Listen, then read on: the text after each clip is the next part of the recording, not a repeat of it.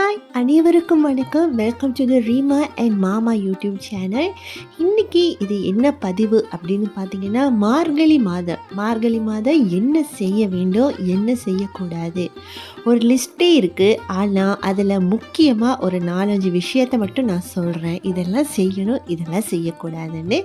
உங்களாலே முடிஞ்சால் கண்டிப்பாக கடைப்பிடிங்க. உங்கள் வாழ்க்கையிலையும் பெரிய மாற்றம் வரும்.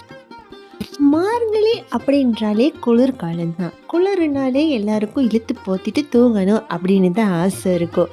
ஆனால் மார்கழி மாதம் இறை சம்பந்தப்பட்ட விஷயங்களுக்கு ரொம்பவே உகந்த மாதம்னா அது மார்கழி மாதம் தான். அதுலேயும் அதிகாலையில் பிரம்ம முகூர்த்தத்தில் எழும்பி பூஜை செய்கிறது ரொம்பவே விசேஷமானது. அதனால் முடிஞ்ச அளவுக்கு மார்கழி மாதத்தில் அதிகாலையில் எந்திரிச்சிருங்க. பிரம்ம முகூர்த்தத்துக்கு முடிஞ்சால் பூஜை செஞ்சுவாங்க. உங்கள் வாழ்க்கையில் பெரிய மாற்றத்தை கொண்டு வரும். அப்படி ரொம்பவே முடியலைங்க, எங்களால் எந்திரிக்கவே முடியல அப்படின்னு சொன்னால் சூரிய உதயத்துக்கு முன்னாடியாச்சும் நீங்கள் கண்டிப்பாக மார்கழி மாதம் எந்திரிக்கணும். ரெண்டாவது விஷயம், மார்கழி மாதம் தினமுமே நாங்கள் தலைக்கு குளிச்சுட்டு தான் பூஜை பண்ணணுமா அப்படின்னு கேட்பீங்க. அப்படி இல்லைங்க, உங்களால் முடிஞ்சால் ரொம்ப ரொம்ப ரொம்ப விசேஷமானது தலைக்கு குளிக்கிறது தான். அப்படி உடம்பு முடியல, நாங்கள் நல்லா இருக்கோம், உடம்பு நல்லா ஹெல்த்தியாக இருக்குது அப்படின்றவங்க கண்டிப்பாக குளிங்க. உடம்பு முடியல, குளித்தா ஒத்துக்காது அப்படின்றவங்க உடம்புக்கு குளிக்க பாருங்கள். அப்படியே ரொம்பவே முடியல அப்படின்றவங்க முகம் கை சரி கழுவிட்டு தினமும் விளக்கேற்றி பூஜை பண்ணிவாங்க. கடவுளுக்கு தெரியும் உங்கள் உடம்பு எப்படி இருக்குது, உங்கள் மனசு எப்படி இருக்குது, நீங்கள் உண்மையாக இருக்கீங்களான்னு அவங்களுக்கு தெரியும். அதுக்கான பலனை உங்களுக்கு கொடுப்பாங்க. இப்போ ஹீட்டர் வந்துருச்சு, அதனால் சூடு தண்ணி கூட வச்சு குளிச்சிக்கலாம். அதனால் எந்த பிரச்சனையும் இல்லை. அதிகாலையில் எழுந்திரிச்சு சூடு தண்ணி வச்சு நல்லா இருக்கிறவங்க கண்டிப்பாக குளிச்சுட்டு பூஜை செஞ்சுவாங்க. பூஜை ரூமில் விளக்கு ஏற்றுங்க. அது மட்டும் இல்லாமல் வாசலில் 2 விளக்கு ஏற்றுங்க. அகல் விளக்கு ஏற்றிக்கோங்க. அது இல்லாமல் உங்களுக்கு அந்த விளக்கு இந்த விளக்கு இது என்ன விளக்கு ஏற்றணும்னு ஆசைப்படுறீங்களோ உங்களுக்கு பிடிச்ச விளக்கு ஏற்றுங்க. ரொம்ப எளிமையாக நான் சொல்கிறேன். அகல் விளக்கு 2 வாசலில் ஏற்றி வச்சாலே போதுமானது. இப்போ 3 விஷயம் பார்த்துட்டோம். 4வது மார்கழி மாதம் சிலவங்க நைட்டுக்கு கோலம் போட்டு வச்சுட்டு தூங்குவீங்க. இல்லைங்க, மார்கழி மாதம் அதிகாலையில் கோலம் போடணும். அதிகாலையில் கோலம் போடுறது தான் ரொம்பவே நல்லது. அதனால் நைட்டுக்கு கோலம் போட்டு வைக்காதீங்க, அதிகாலையில் எழுந்திரிச்சு கோலம் போட்டுக்கோங்க. அப்புறமா நிறைய இடத்துல சேஃப்டி ரொம்பவே முக்கியம். பெண்களுக்கு இப்போ சேஃப்டின்றது ரொம்ப ரொம்ப ரொம்ப கம்மியாக இருக்குது. அதிகாலையில் எழுந்திரிச்சு கோலம் போடும்போது சேஃப்டி இருக்கா அப்படின்னு முதல்ல பார்த்துக்கோங்க, அப்புறமா கோலம் போடுங்க. அப்படி இல்லைன்னா நீங்கள் இறை வழிபாடெல்லாம் முடிச்சுட்டு கூட 2வது வெளிச்சம் வந்த அப்புறமா கூட நீங்கள் கோலம் போட்டுக்கலாம். அதில் எந்த தப்பும் இல்லை. அப்புறமா திருவம்பாவை எல்லாம் பாடலாம். சிவன் விஷ்ணு பூஜையெல்லாம் செய்கிறது ரொம்பவே நல்லது. பஜனைகளில் இணைஞ்சு கொள்ளலாம். இந்த 4-5 விஷயத்தை மட்டும் மார்கழி மாதம் கண்டிப்பாக கடைப்பிடிங்க. உங்கள் வாழ்க்கையில் ரொம்ப ரொம்ப ரொம்ப பெரிய மாற்றம் ஏற்படும். அப்புறமா மார்கழி மாதம் எது செய்யக்கூடாது அப்படின்னு சொல்லிடுறேன். செய்யக்கூடாது அப்படின்னும் போது நான் முதல் இடத்துல வைக்கிறது அதிகாலையில் எந்திரிச்சு சாமி வழிபாடு, கடவுள் வழிபாடு செய்ய சோம்பல்தனம் படக்கூடாது. அதுதான் நான் முதல்ல சொல்லுவேன். ஏன்னா இது இறை வழிபாட்டுக்காகவே ஒதுக்கப்பட்ட மாதத்தில் முதல் நல்ல மாதம் அப்படின்னு பார்த்திங்கன்னா மார்கழி மாதம். நாங்கள் நல்லா இருக்கணும், நாங்கள் கேட்குறது எல்லாமே தரணும் அப்படின்னு நினைக்கிறது கடவுள் மட்டும்தான்.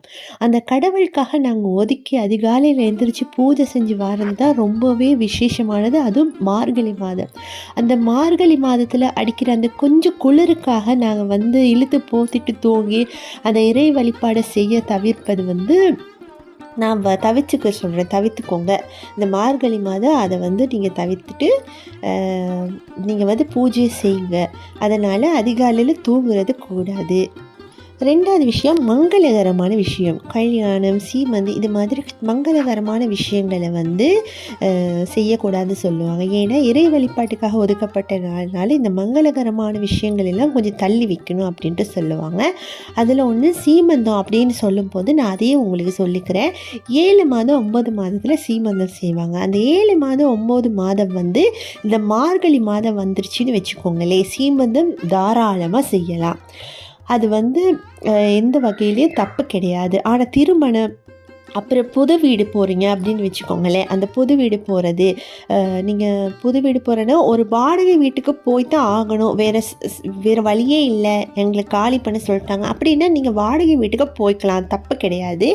ஆனால் நாங்களாம் ஒரு புதுமனை கட்டி நாங்கள் புதுமனை விழா வச்சு பெருசாக செலிப்ரேட் பண்ணி போகிறோம் அப்படின்னு வச்சிங்கன்னா, நீங்கள் தை மாதம் வரைக்கும் கொஞ்சம் தள்ளி போட முடிஞ்சால் தள்ளி போட்டுக்கோங்க. அது ரொம்பவே நல்லது. தேவையற்ற ஆடம்பரங்களை இந்த மாதத்தில் ஒதுக்கி வச்சுருங்க. இந்த 3 விஷயங்களும் செய்யவே கூடாத விஷயங்கள். ஸோ இதெல்லாம் நீங்கள் ஒதுக்கி வச்சுட்டு, நான் சொன்னது செய்ய வேண்டும் அப்படின்னு சொன்னது இறை வழிபாடு. முடிஞ்ச அளவுக்கு அதை செய்யுங்க. நீங்கள் கேளுங்க, நீங்கள் கேட்டது உங்களுக்கு கிடைக்கும்.